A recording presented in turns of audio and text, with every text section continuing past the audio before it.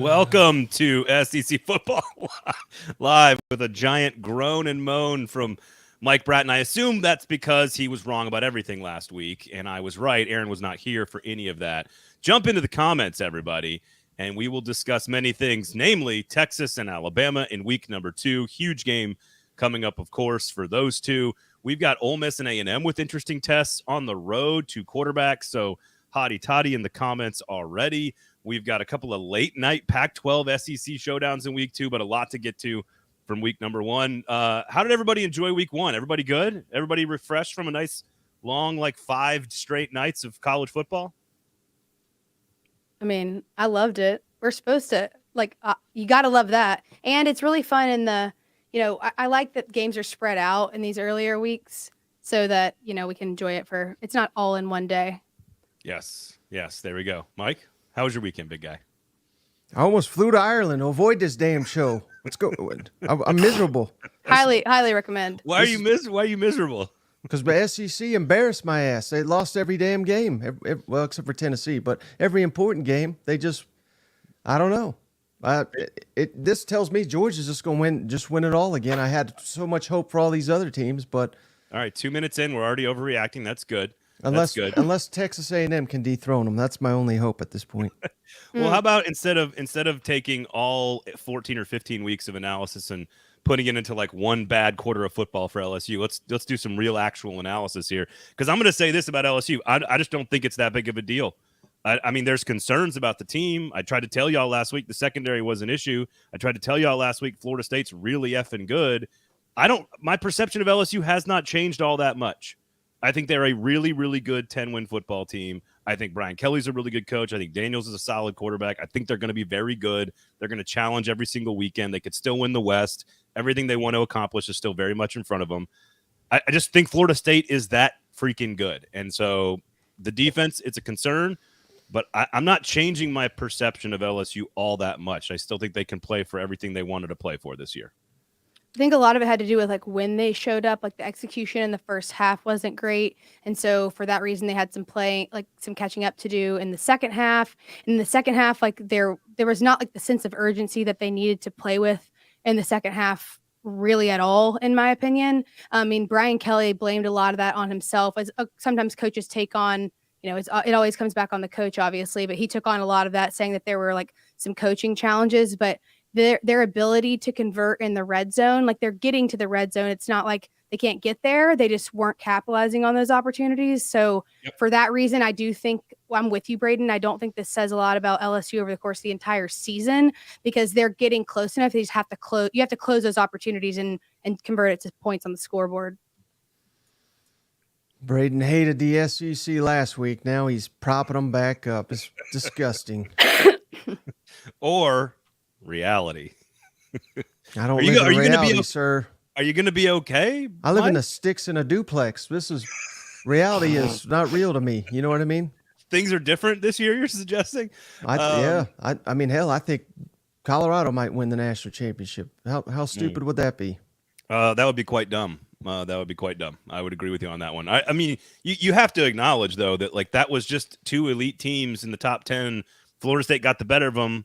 And we can move on and say, look, LSU's got just as good a chance to win everything they were planning on winning this year today as they did on Friday of last week. There's no real change in what LSU is. They've got to solve some problems. But I'm telling y'all, Florida State is going to play for the national championship. I tried to tell y'all last week. I'm going to tell you again. They are that good. No, I'm concerned. They got embarrassed. They quit. The offensive line I thought was going to be a strength. They couldn't get any push, particularly on the goal line.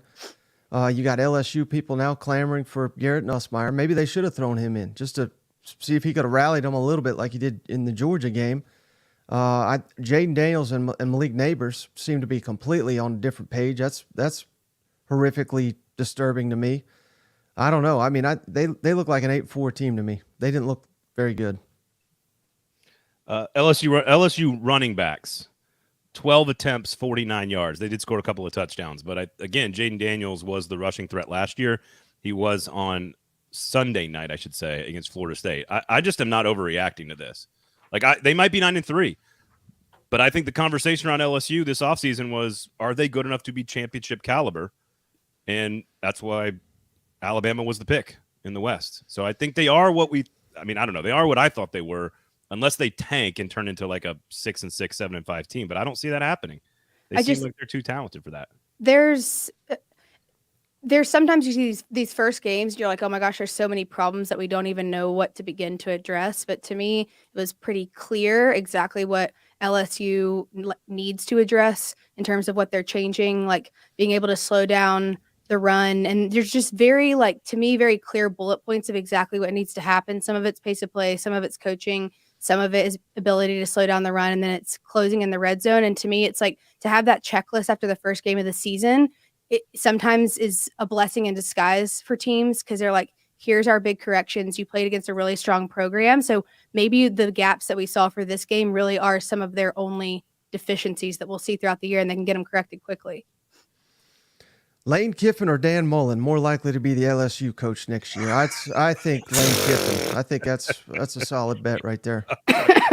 Fucking troll. No, he's the Alabama coach as long as a lot of people in charge at Alabama are gone when Nick Saban decides to leave. LSU, of course, will play. Who do they have this week? Nobody this week. Grambling this week. Great. It's important that it's in state and everything. But same thing with South Carolina.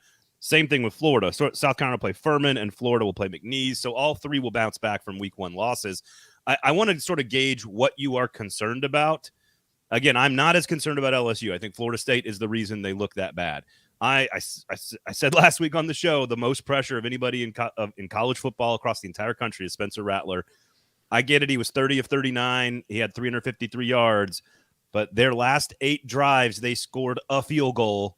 The offensive line gave up 9 sacks. North Carolina's defense is not nearly as good as they looked on TV on Saturday night. That is a concern. With Florida, to me, it's about how sloppy it was in year 2 for Billy Napier. So we can get into sort of the ins and outs of what we saw. All 3 of these teams will bounce back with wins this weekend: LSU, Florida, and South Carolina. So I sort of want to work through what we think. How concerned are we, and what are we concerned about with Florida and South Carolina? You want to start, Mike? I'm just concerned about the whole damn thing. I mean, it was you're gonna be Thursday fine. night embarrassment, Saturday night embarrassment, Sunday. Thank God the SEC didn't play on Monday. They would have got embarrassed then too. But Clemson did that for him. It's fine. I mean, South Carolina, obviously the offensive line was a train wreck. But I think North Carolina's got some good players. You know, Gene Chizik. He's not that good, I guess, but I don't know. I'm not freaking out about South Carolina. They always start slow under Beamer. The biggest issue I have with South Carolina, something we said all off season, is Spencer Rattler. And even though he was running for his life, I thought he played great. And that was with no Juice Wells. I didn't see Nick Harbor on the field.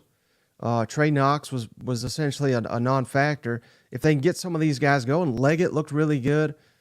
Marion Brown, he had a big drop, but he had a big moment. I think South Carolina will rebound. Their staff has already proven that they can get destroyed, and I don't think they got destroyed. I mean, a couple possessions in the red zone, they may have won that game. So they didn't get destroyed, but they have shown they can bounce back from getting destroyed, and they play a lot better at the end of the year. So not as concerned about South Carolina, but obviously Florida. I mean, I know I'm kidding with all these takes, but I mean, if Billy Napier loses to Tennessee at home, if they lose to Kentucky on the road, Kentucky and Tennessee, these are teams Florida doesn't lose to.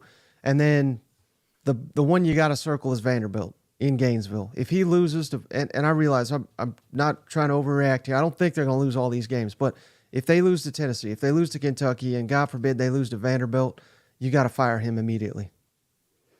When it comes to South Carolina, I agree with what you're saying, Mike, about, you know, there are a couple opportunities away, or a couple of red zone opportunities away from the game, maybe having a different outcome. I mean, Braden, you and I mean, again, I feel like a broken record when we talk about the importance of the offensive line and the timing the timing that it takes for some of that to develop. Like the D-line with individual talent across the D-line, of course, you have to work as a unit, but there's something about the gelling of the offensive line that truly just, kind of until you figure it out, once you do hit that point, it's like, okay, we got it. Like we understand it. It's clicked. They're just not there yet. I mean, you could see it. What is it said? 9 sacks and finish a game with -2 rushing yards. I mean, that's not going to work. But I will say that, you know, just like South Carolina does, and what Shane Beamer does well is they take it on the chin. They're like, we didn't execute well, we didn't play well. Of course, Shane is the first one to say, this is on the coaching staff, but they also, it just wasn't their smartest football. They didn't have great situational awareness, but I do think that those are, again, things that could be corrected relatively quickly. But the offensive line is going to have to gel together because you can't win games like that. Like, unless the O-line's working better than that, you're putting your quarterback in jeopardy. They had injuries all across, like on both sides of the ball. They had a bunch of young guys in the game for a large majority of the time, which I do think we should call that out, because there's true freshmen and younger guys playing because of injuries. So just lots of problems there, but I don't think it dictates the entire outcome of the season for South Carolina. Yeah, Andrew says a couple of comments ago, media refuses to believe in the Vols are as good as they are, so everyone thinks the SEC is down. We'll get into that for sure. I think top 10. I was going to say, like, the media's voted them into the top 10. Personally, I may not think they're as good as top 10, but like number 12, like, I don't know. They're pretty well respected. I think, again, I don't think it's appropriate to overreact to LSU, and at least not yet. I am very concerned about South Carolina because this is the same problem they've had for 2 straight seasons, and they have figured out ways to win with the worst offensive line in the conference. And again, you're right, Mike. North Carolina's got a couple of nice linebackers, but like, that is still not a great defense. And South Carolina had chances. Like, this is my problem. They got 2 turnovers and they had 2 interceptions and 2 punts. They got 4 stops. It was 31-17, and they got 4 straight defensive stops against a all-world quarterback in Drake May and couldn't do anything with it. Yes, the offensive line is a bigger concern than everything else on the offense. There's no question about that. But Can we blame the chain gang? They were eating a hot dog or whatever. Sure, if you want to. I just think it was national. That's the one that's concerning to me, because the schedule's so hard, and you cannot fix an offensive line. You can't fix an offensive line in the middle of a season. It's not a position you can fix. And so I think you can. LSU proved that last year. Their running game was the problem. Like, it was that way. They got better as the year went along because they were very young and talented. These aren't a bunch of 5-star freshmen for South Carolina, right? I think Tennessee also last year, I think, proved that. I think a couple of first-round picks. I don't think those are comparable situations, but offensive lines generally are impossible to fix in the inside of a regular season. You can always find a running back or somebody to catch passes or depth on. You change your scheme on defense, but my issue with Florida is it wasn't what it was exactly what I expected. I thought Utah would line up and physically dominate the game in a very difficult atmosphere, and it was. My issue with Florida is the mental mistakes that they made pretty consistently throughout the entire game. And that is a reflection on the coaching staff. That shouldn't be happening in year 2. If you line up and get beat by Utah on the road because you don't have enough talent yet and your program hasn't, like, there's reasons you can lose that game, and it's okay. You can't lose that game because you're like lining up on 4th and 4 offsides and giving them free downs. Like, you can't, like, maybe they need another 100 coaches over there to clean that up. Maybe they do. So we'll see. Sometimes when there's too many things for a team to think about, if there's too much newness with a playbook, or there's it happens for a bunch of different reasons. Some of it's youth in the starting lineup, and I'm not saying that's the problem for Florida, but a lot of times when those stupid, simple mistakes are happening, you're lining up off sides, it's because a lot of this stuff isn't enough muscle memory for them. They still have too many things in their head. They're thinking too hard, and they're not just able to go out there and wait for the snap and play. And so there just might be too much downloaded information in their head right now, because you just don't make those kind of mistakes when you have the confidence. Penalties, bad punts, lining up incorrectly. I don't think it's too much. That concerns. That's the first time I looked at Florida under Billy Napier, any Billy Napier team, and been like, I don't know. You don't think it's because they don't feel comfortable enough, like with their own routes or with the playbook, or they're not used to it enough yet? I mean, maybe Mertz has that excuse. I think maybe.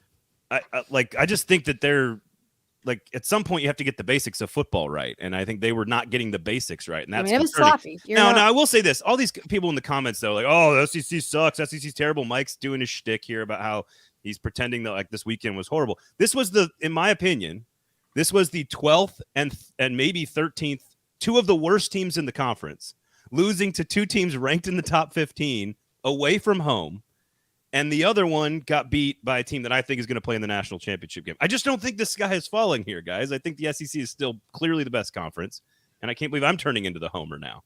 Like, why are we panicking? There's nothing that, like, South Carolina and Florida were not elite teams. I don't know what we were. They still got to win against these garbage ACC teams, I think. I mean, maybe North Carolina's a 10-win team. And that quarterback sure as hell looked good. Drake May. That dude's a stud. That dude's awesome. So speaking of quarterback plays and studs. All right. Texas and Alabama, premier event of week number 2. Everybody's going to be watching it. Obviously, they played last year. Bryce Young saved the day. Quinn Ewers looked really, really good in that game last year before he got hurt, and then Alabama sort of slowed the entire thing down. Jalen Milroe, 5 touchdown passes, first quarterback in Bama history to do 3 through the air and 2 on the ground. 13 of 18 passing. I think he was over like 10, 11 yards per attempt, which is actually extraordinarily efficient. All 3 guys played. All 3 guys led touchdown drives. Texas, Quinn Ewers, they looked pretty solid in their debut against Rice. Ewers, I think he was 19 of 30, so he threw a lot of incomplete passes. But do we feel different after watching 2 cupcakes with Texas and Alabama going into this game, or do we feel the same the way we felt all summer long? Mike, I'll start with you. I was terribly disappointed in Texas after all this hype. I mean, their defense looked good, but JT Daniels was awful, throwing multiple picks. I thought, all these quarterbacks, all these receivers, I heard all about this offensive line and this tight end. They were getting stuffed on 4th and short against Rice. They play like that against Alabama, they're going to get their asses kicked. But Alabama, I was blown away by how good Jalen Milroe played. And, I mean, some of the stats were not impressive, but I think if you watch that game, they were physically dominant, and they were just wreaking havoc on the defensive side of the ball. So Alabama looks like the team to beat right now. And, again, I'm just basing this off one game. But I think that's probably what you wanted if you're Texas. Because I think if you would have kicked Rice's ass and Alabama struggled, I think that would have been a recipe for disaster week 2. So it's kind of flipped. Texas, in my mind, struggled. Alabama looked great. I think that's the way you want it if you're Sark. Just to take down the hype a little bit going into the. I mean, this game's already incredibly hyped, but they're going to be doubted by everybody, and I think that's where Texas wants to be. I mean, it's hard, obviously, to it's hard to know exactly where Alabama stands as if you were to play like a Georgia or any other team in the conference right now when you play a team like MTSU. But Milroe's ability to not only pass efficiently but also rush the ball says a lot more. It says more about the team than just Milroe. I mean, that's a good indication that things are working well, like both ways that they're running the offense. And there's a lot more people that are involved in him being able to run the ball and pass the ball than just him. So I think it speaks about Alabama as much as it possibly could when they play a team like MTSU, but we don't see deficiencies yet. Yeah, they didn't have like a true number 1 lead back in that game. I'm not sure they expected to. 40 carries for over 200 yards. They divvied up the carries a lot. McClellan and Williams getting the bulk of that, and then of course Milroe at quarterback. But it's hard to. This is what's fun about week 1 is it's hard to kind of know what you saw. And it's funny, Mike, you're like, oh, Texas struggled and they won 37-10, but like I kind of agree with you that they could have played better, and that does actually benefit them going into the game. To me, this is back to the Texas defensive line and the defensive front. Like this will be the first and maybe one of the best tests for Alabama's offensive line and running game. Like if they have to put the game in Milroe's shoulders and put it in his arms to make throws because they can't run the football, that's a bad sign for the rest of the year for Alabama. And Texas has some guys in that front 7 that can make you work for it. And this game was not. I mean, Alabama was not exactly scoring a boatload of points in this game last year. Would they have like 17 penalties? Some crazy shit like that in this game against Texas last year. So, exactly. It's a lot of penalties. Saban's, he found me. It's a lot of penalties. He's pissed off about the penalties. Actually, it sounds like a regular Nick Saban press conference. Actually, it's just him barking at people. It's all that. Yeah, this is eerily familiar. Aaron, Texas +7, +7.5 ish, give or take. What do you think? I don't know. I mean, I think I think that sounds. I don't think I'd bet on it. I mean, I think the spread will be a little bit. I think Alabama will. I would go more like have to be a plus, probably +10 for Texas if it was in my mind. But I think it'll be more than a touchdown a difference. But I think it'll be a good game. Man, I still have You don't no think so? clue. I felt pretty good about Florida State winning outright. I have no clue what to make of this game. Yeah, I really don't, because it's our first real. Mike's been on the decaying dynasty angle, and that's certainly possible. I sort of feel like they're, they're probably going to win the division, but like this is one of those where we're going to find out a whole lot about Alabama in a big way, real fast, and it's prime time on a Saturday night. Going to be a lot of fun, but the matchup for me is that Alabama offensive line. Like if they in the first drive, guys, if they are picking up 4 and 5 and 6 yards a carry on the first drive, it's going to be a long night for Texas. I feel that. I think I'd go the other way. I think it's more about Texas and their offensive line, because they didn't look good to me against Rice, and I just talked to our buddy Steven Lasson. Week 2 preview every Tuesday morning on that SEC podcast. Big advantage in his mind, Texas receivers going up against Alabama's secondary, but that doesn't matter if Quinn Ewers doesn't have time to throw the ball. So they say they got a first-round left tackle. They say they get, this is where Sark's been spending so much focus on the recruiting trails on the offensive line. It didn't show in just 1 week, but that's where they've got to come up big. I think if they give him time, they can beat Alabama. I tend to agree. I think it's a similar game to last year, though. I think it's both defenses playing fairly well, and whichever one. I don't think either quarterback's going to have a ton of time to throw. So to me, it's about finding balance and who can find balance. And I would lean Alabama on the balance side of things with this one. I don't know if Texas can run the football to create that space and back those guys off the line of scrimmage for Quinn Ewers to find that time. That would be my. What about I don't know if I'd gamble on it, though. I don't like 7.5. Like that seems like a dummy bet. Honestly. What about the Texas defensive coordinator Pete? What's his name? Bujakowski or something like that. Is that a big advantage, you think, going up against old Tommy Reese there, Tommy Gunn? I don't know. That's a tough question. I don't think we learned anything about Tommy. They're going to want to run the football. If it's anything like what he grew up in at Notre Dame, and we've talked about this in the preseason, wants to bring that to Alabama, then there's a little bit more of that bully ball, which is what we thought with Milroe as the quarterback was going to be the case. So I think the Texas athleticism in the front seven it's possible that they can hang with Alabama's offensive line. Also, by the way, a freshman, along the offensive line. So to me, that's why it's the key matchup. If the linebackers are making tackles 7 yards downfield in the first quarter, they're fucking done. Alabama's just going to hand the ball off the whole game, and that could work. So not wrong. So there you go. Yeah, Andrew says hammer the 7.5. I don't know if that's for Texas or for Alabama. All these they all think Texas is going to get hammered. I mean, are you disagreeing, Mike? Yeah, Mike, take a stance. If they play like they did, like I said, if they play like they did in week 1, they're going to get it. They're going to get their ass hammered. But I think they'll be up for this. I'm new to Texas, so I've not been disappointed by him like everybody else the last 2 decades. So this will be my first time getting disappointed by Texas, I'm sure. That sounds right. I moved to Nashville from Austin. I lived in Austin in the 90s, and it was they weren't even that good. Like I saw Priest Holmes and Ricky Williams in the same backfield, and like they were like 6 and 5. Like it sounds about right. So it's pretty wild. So, okay. Richard, thank you for finding us. And we will absolutely talk Auburn and Cal, because I think Mississippi State, Arizona, Cal and Auburn, those are 2 really interesting games. Late night, Pac-12, SEC, just traditional rivals. Throw the records out, of course. Actually, I guess that's now an ACC SEC matchup, right? Cal and Auburn. Yeah, I guess so. So I think I think there's a lot to like about the Texas-Alabama game. I'm going to take Bama, Roll Tide. I want to go A&M and Ole Miss, because Ole Miss they both had really good quarterback debuts in week 1 against kind of nobody. Jackson Dart was extraordinarily efficient in the first half, got out of the game. Ole Miss, just huge numbers. I think they threw for almost 600 yards in the air. And then Connor Wigman throws 3 touchdown passes on his first 3 drives of the season with Bobby Petrino. They score on their first 5 possessions. He throws 5 touchdown passes. The weaponry is out in force for Texas A&M. Well, now we find out about those 2.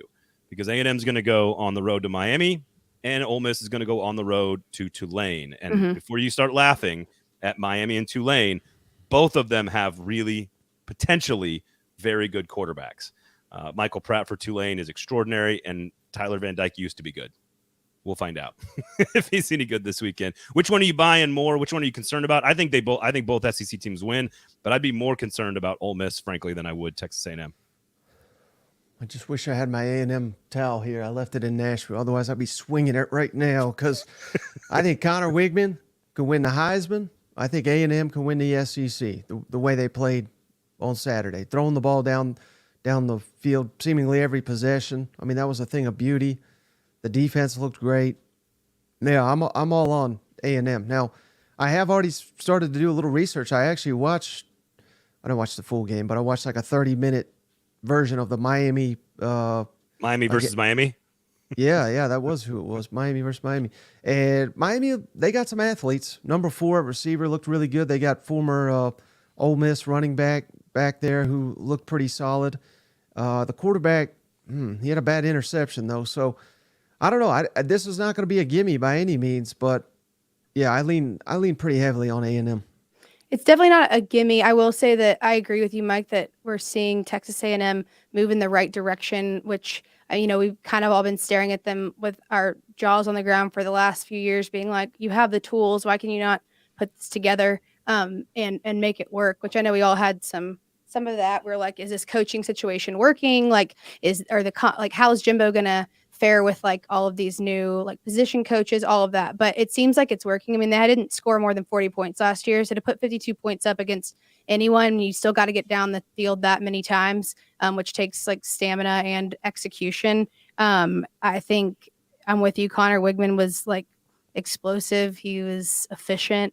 And with the like putting together performances like that, like if they continue to do that, like other SEC secondaries will definitely need to keep their eye on them. Not that they wouldn't already, just because of the strength of the program, but they're a good example of what happens when an offensive line is working and theirs already kind of is gelling together the correct way. Like you see that there's the pockets are clean, and Connor Wigman actually had space to throw. Like, not only is he very talented, but he actually had the space to do it. And Jimbo Fisher said this in his press conference, which is, this is the opposite of what we've seen with Texas A&M.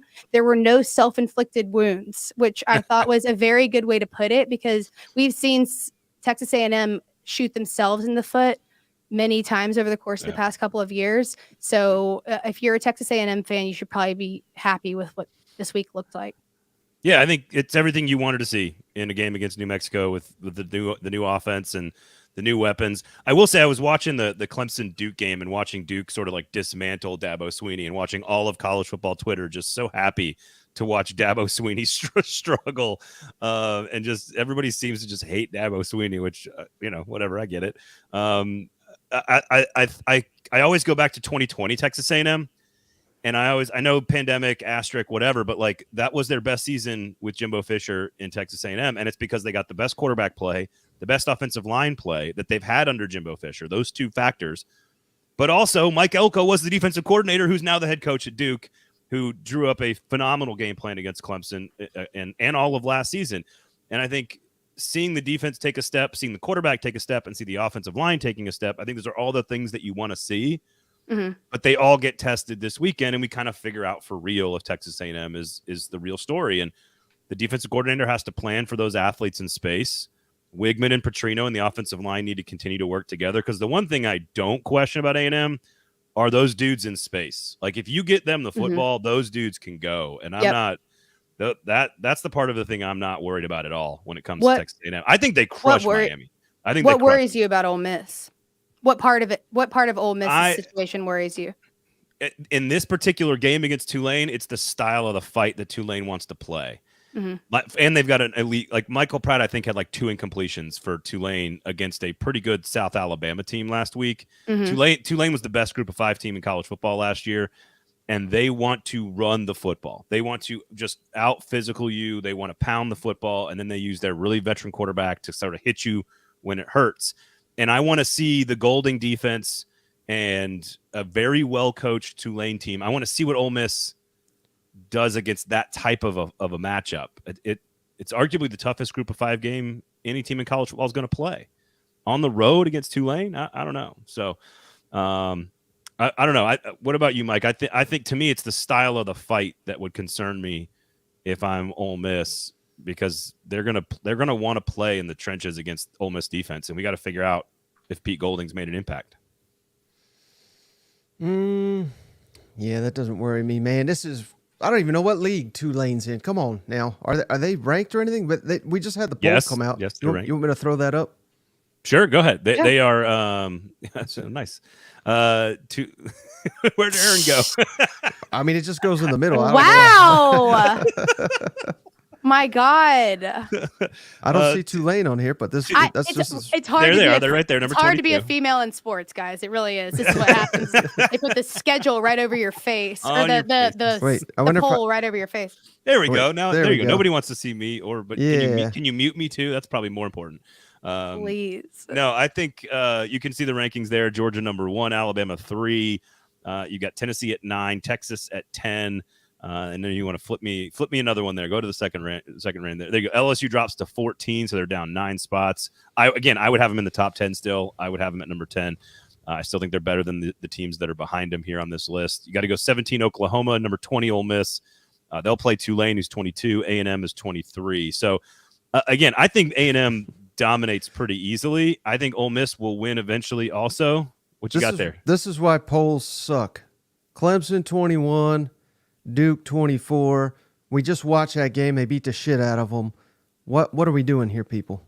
Well, because number 1, polls don't matter. Who cares about them?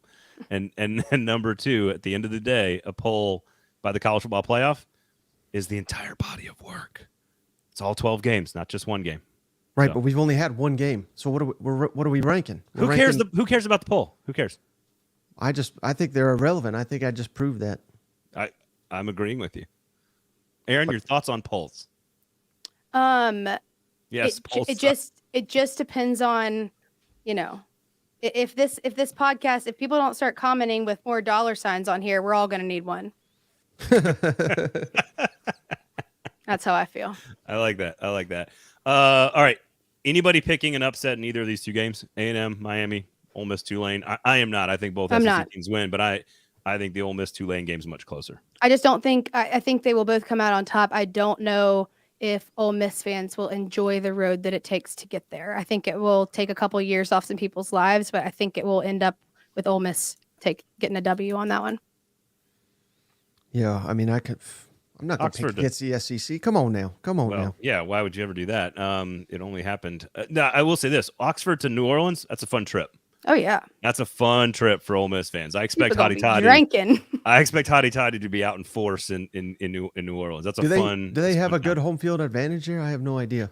Not. I mean, it's fine. It's Group of 5 level. But they're so well coached. Willie Fritz has been there a long time.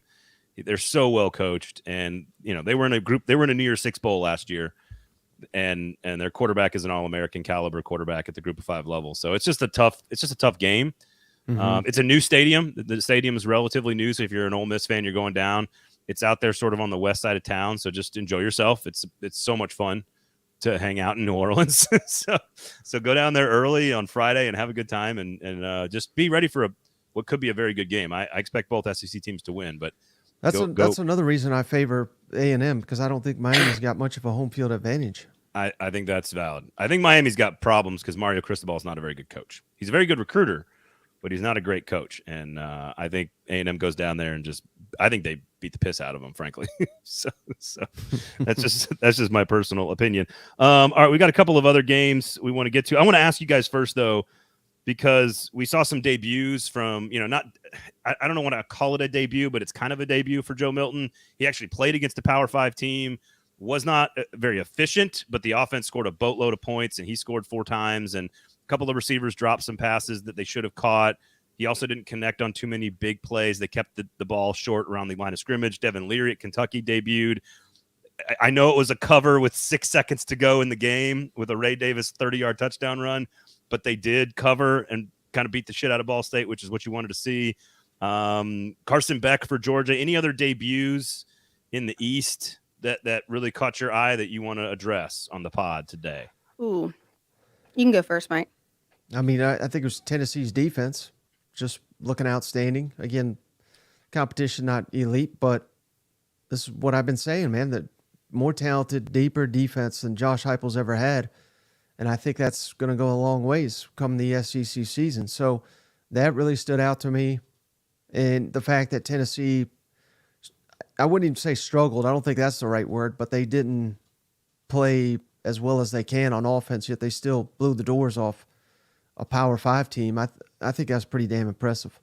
I love the 52 carries for 287 yards and 5 rushing touchdowns.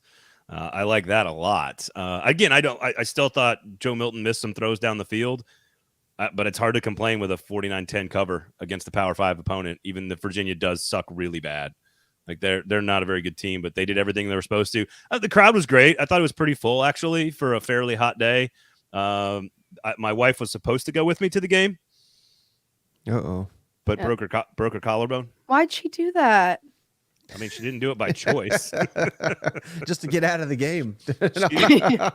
She's a Tennessee alumni. I can't take it anymore. No, Haley likes football. She loves going to the games. Okay. She doesn't want to talk about it like on Tuesday nights, like when I'm at home. She might just not want to talk. I don't know. She's gonna. So this is the thing with Tennessee. I think Tennessee did everything that they were supposed to do in the game. I think they did all the things you're supposed to do: is showcase the running game, showcase the defense, play in front of a big home crowd at a neutral site. Everything was there for it to be what it was supposed to be, and I think that it was. I'm not sure what I learned about. Here's the. You guys want to know what happened in the stadium? I don't know if you guys could hear this on the TV or not. But Nico comes in at the end, and the whole place starts chanting his name. Like this, the people are obsessed with this kid. Mm-hmm. And I gotta say, up close and personal, he looked better than I expected. Even though he only threw like 2 passes and ran the ball like 1 time, he did look more like an SEC quarterback in person than I expected him to. So I will say, we were down pretty low at that point of the game. The people were going batshit crazy for Nico. So my only question to you, Braden, what's the answer? 1 or 2? How many Heismans does he win at Tennessee? 3 Heismans. I think that's a bit much. I think he'll start. No, come on, Mike, not for you. I give him 2. He'll start at next year and the year after that. That's 2 Heismans. So then it depends on if he wants to come back and win a 3rd or not. Yeah, is what matters. Okay. Listen, Tennessee's got some big games coming up. Mm-hmm. We're gonna find out about Tennessee. I don't think I learned a ton about them. Joe Milton averaging whatever it was, like 6.6 yards per attempt is not good at all.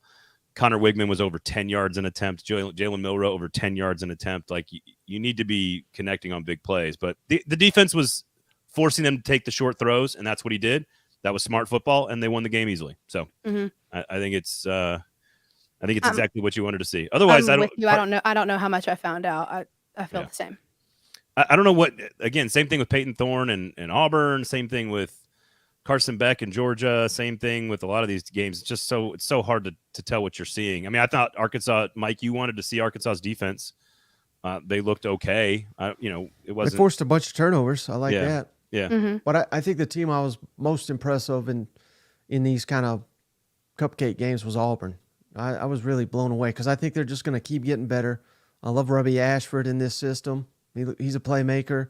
And they didn't even have Jarquez Hunter, who's maybe their best overall player. So I'm really intrigued. I'm already looking ahead. I mean, they're going to beat the hell out of Cal. Come on now. The only thing that could affect them is, the travel and all that. I get that. But I'm looking ahead now a couple weeks into the season when they play A&M. That's going to be a hell of a game. I know there have been like a lot of doubts or like just question marks around, Robbie Ashford and what he's going to be able to do. But I do think it's a good sign for Auburn fans that he's forcing opposing teams, other defenses to account for his ability to run. And when you can kind of, force defenses to work around you, it's a good sign. It doesn't mean it's always going to work, but it means that, he is having an impact. What was interesting about Cal, and for those that don't know a whole lot about Cal, like Cal is not particularly a great football team, but they are extremely experienced. They brought back like 19 starters, and they just dropped 60 points on the road against North Texas. Again, North Texas, fine, but they were only a 6-point favorite in that game, and they dominated. So they're going to bring a lot of confidence into this game. And so I don't know, I think Auburn. I'm with you, Mike. I think Auburn gets better and better as the season goes along, but we'll learn a little bit more about them this week. That's not necessarily an easy game. They're only a 6-point favorite, 6.5-point favorite on the road against Cal. So they did look like a different program, which I think is the most important thing.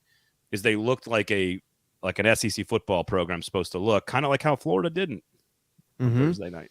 How about Mississippi State? We haven't talked about them. They started a little slow. You could see some, I don't know if you want to call it issues, but it was 20-7 at halftime and people were freaking out like, my God, what's wrong with this team? And they dominated the second half. Only one penalty, 23 first downs, I think. Yeah. I think around 300 rushing yards. Mike Wright proved to be a huge spark for Mississippi State. And I've even seen some people calling him to start, which is crazy. Particularly that doesn't seem right. Since we just saw LSU can't stop a damn passing attack. I mean, you got to keep Will Rogers in there for that game. But I liked a lot of what I saw from Mississippi State, and because I thought it could be a little struggle with all the transition. I didn't see much struggle from Mississippi State on Saturday.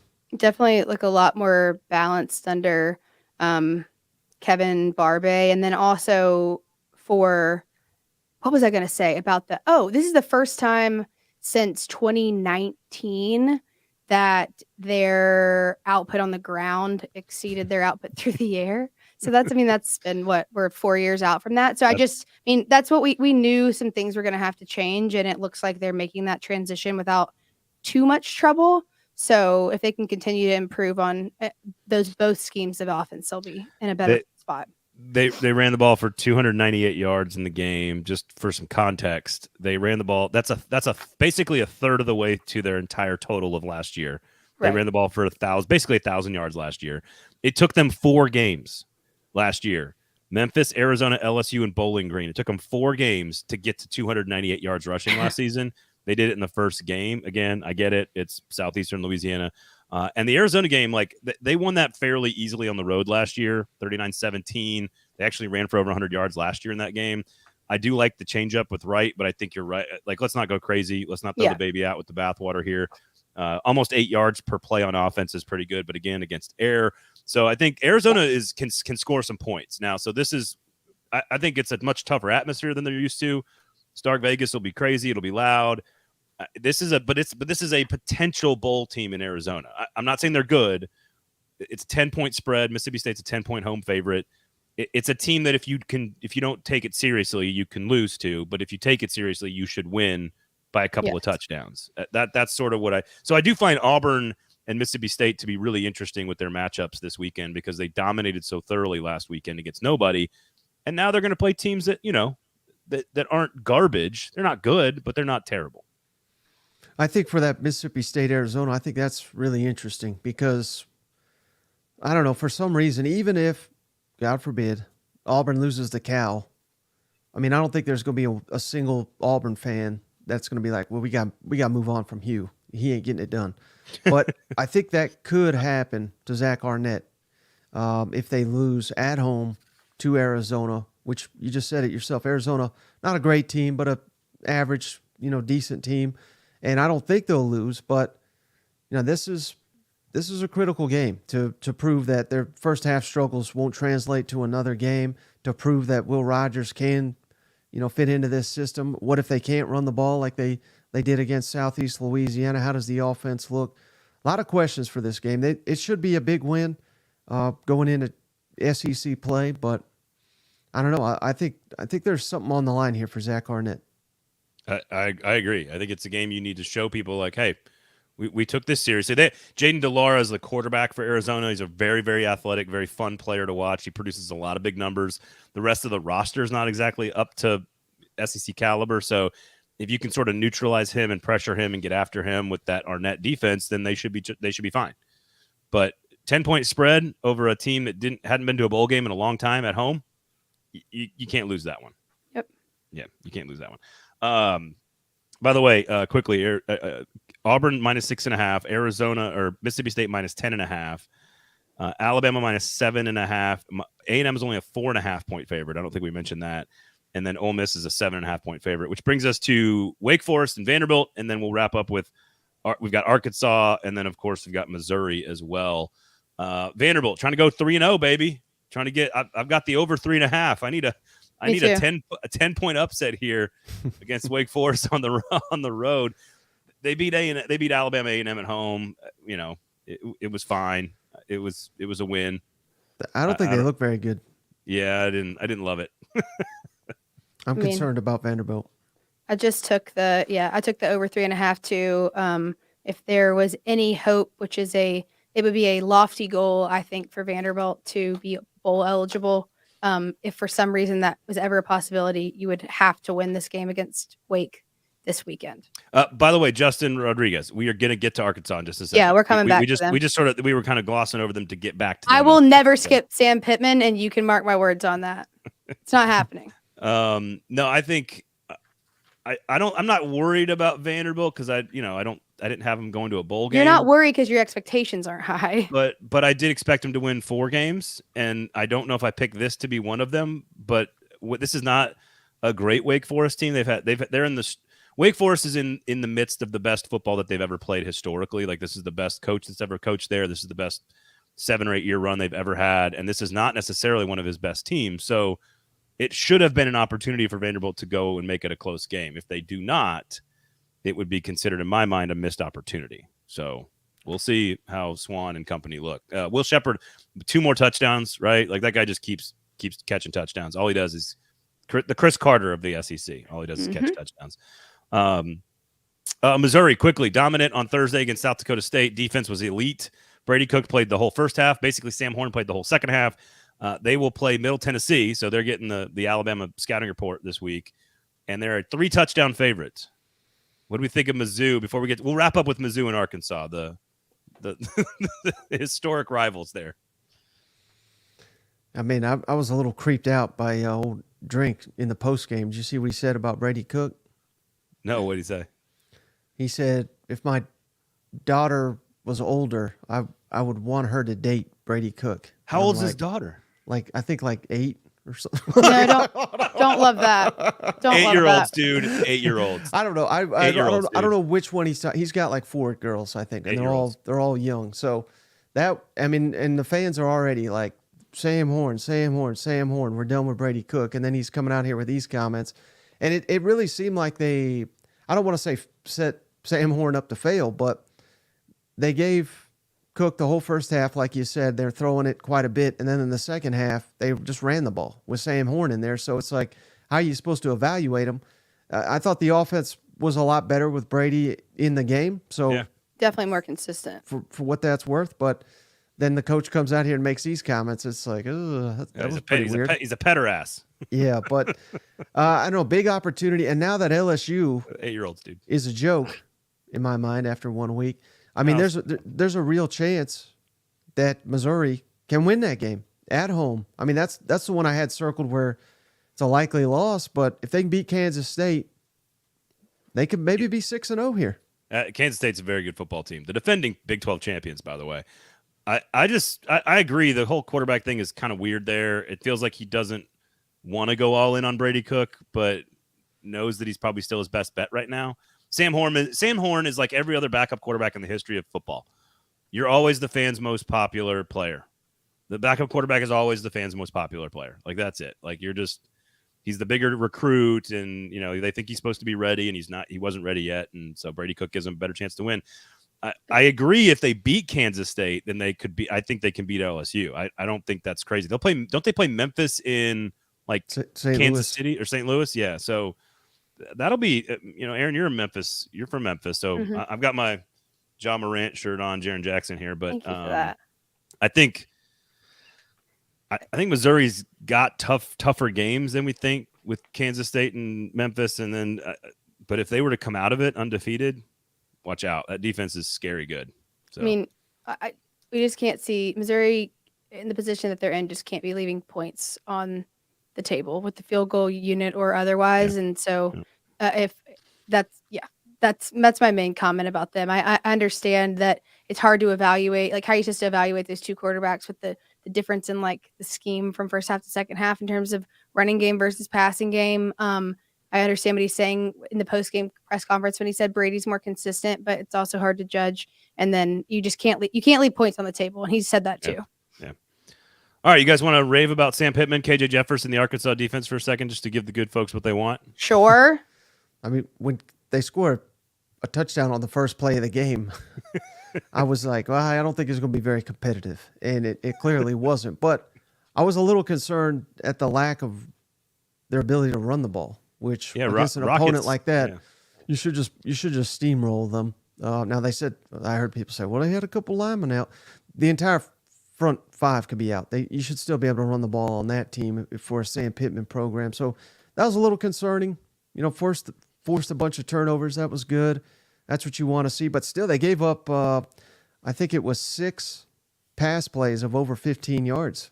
Yeah. And this was obviously a concern last year. I'm not saying it's going to be a concern all year long, but can't have that. I mean, that's the number one thing I think we got to clean up.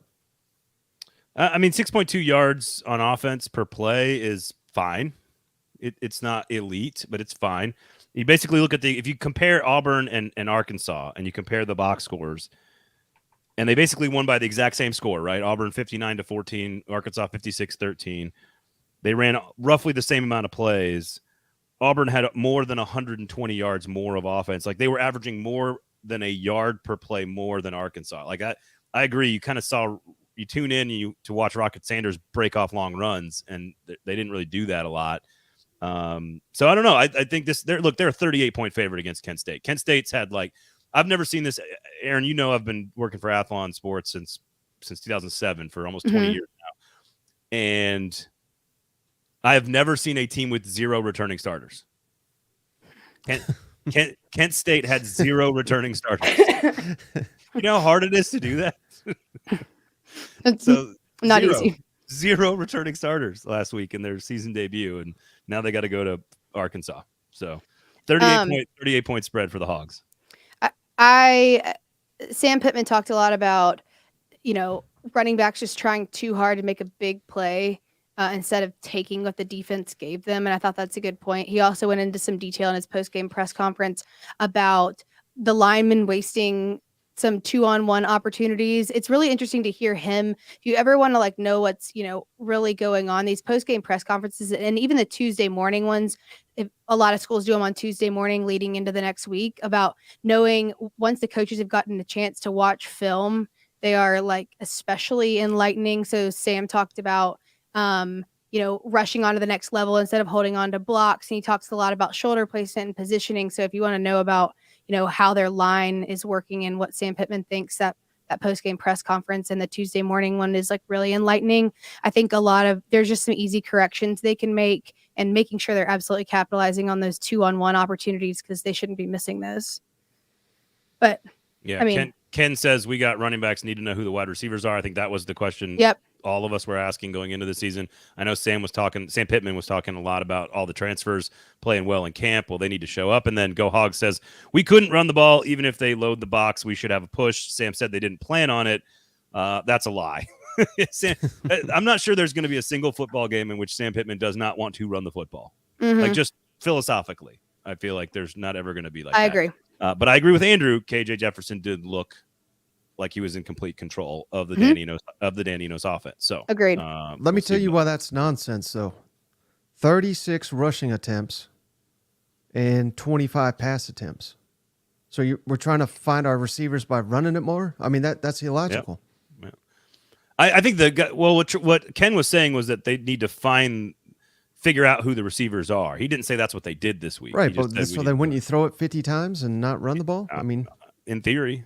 But you got to win you also got to win a football game and get good at what you want to do best, which is run the football too. I mean, it's you can outsmart yourself as an offensive play caller in games like that pretty fast.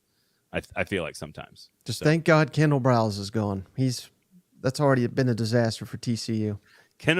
I try to tell you that Kendall Briles is not well respected in coaching circles. He is not. His offense is not well respected. He's not respected in a lot of circles. Trust me. more than just the play calling circles. You're talking about human being circles. Yep. Well, I that would was like more the TCU defense. also think we had like some good participation today. Also, Ken, shout out to Ken, the $20 Hogs contribution. He gave Mike $20. He needs to give us some cash. Is what he needs to do. Oh, he gave it straight to Mike. All of it goes to Mike. Mike makes all the money on this. What? Can we stay on for a second after the show? I have some questions.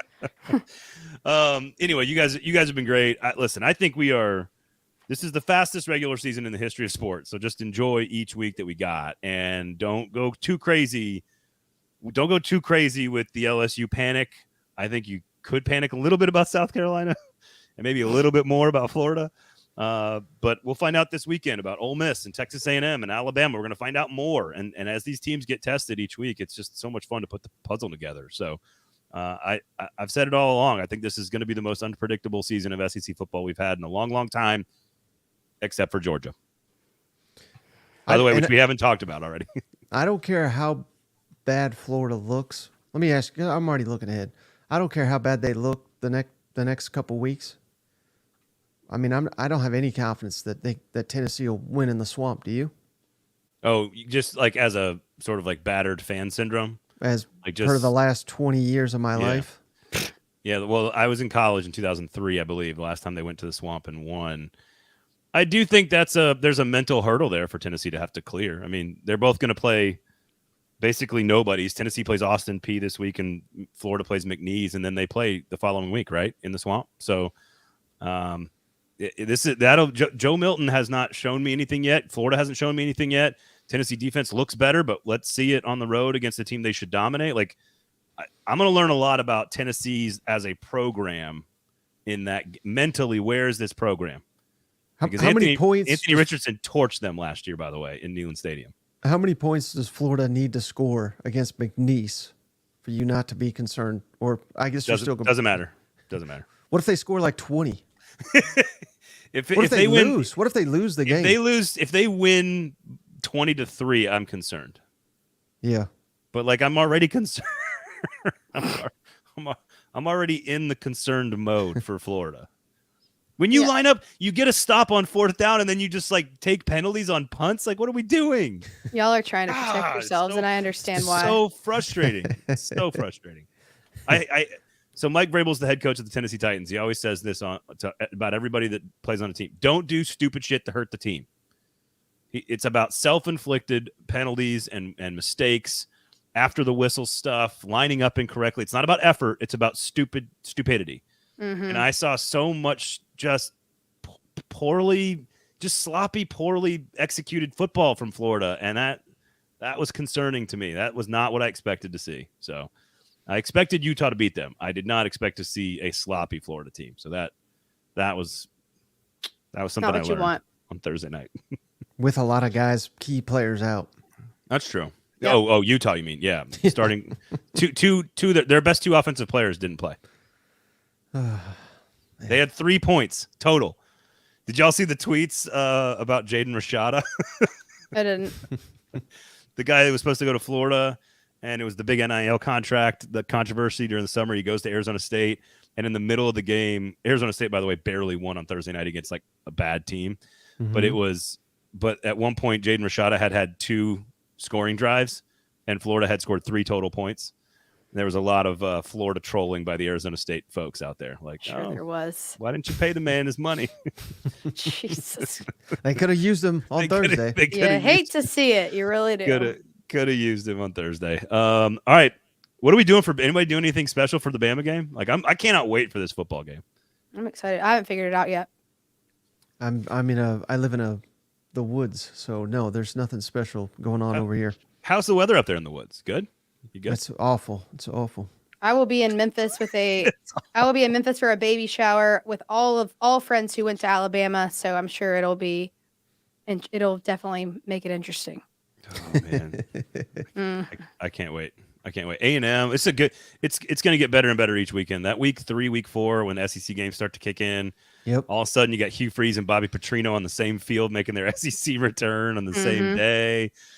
We need Ole Miss and A&M to win. We need Alabama to win. We need to kind of see these teams build some momentum here because it's going to be just a bloodbath every Saturday for like 9 straight weeks. It's gonna be great. So otherwise, make sure you check out all the other shows or that SEC podcast from across every day, I should say, on the that SEC podcast platforms, podcasts, and of course YouTube. You can check out this show, SEC Football Live, on the podcast feed. Anywhere you get your podcast, you can also catch us over there at 440 Sports. They got lots of other stuff we got going on covering college football. We do game previews over there as well. So make sure you check out those things. And I think that just about does it for us. Aaron, where can people find you?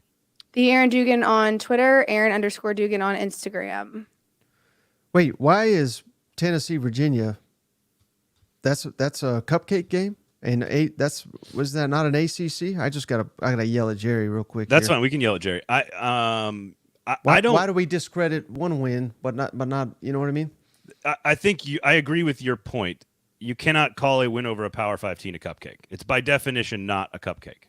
And he specifically says 0-2 against ACC in those games, but hell, it was an ACC team. I thought. I will say it's not a non-cupcake game though. It's a pound cake. It's not a real game. It's a pound cake. A pound cake game. A little more weight to it. Maybe that guy was right at the beginning. You media people just overlook them Vols. Come on now, that was a serious win there. I'm on yours. I said I agreed with you. You cannot. I know, but now you flipped it. No, it's not a real game, but it's not a cupcake game. It's in between because it's one of the worst Power 5 teams in college football. It was real ass whooping, is what it was. That it was. Take it. Just take it. There's no questions, no notes, no notes on that one. Absolutely no notes. That SEC podcast, SEC Mike, all over the platforms. You can get him there. You can get to me at Braden Gall on the Twitter machine. I'm going down with the ship, boys and girls. We just like Mike. We got rankings and all kinds of stats and stuff over there on those Twitter accounts. So go check those out. For Aaron and Mike, thank you for all you guys jumping into the comments and paying Mike for the show. We do appreciate it. I mean, come on. My name is Braden Gall. Let's see how long it takes Mike to push end broadcast. We'll talk to you next.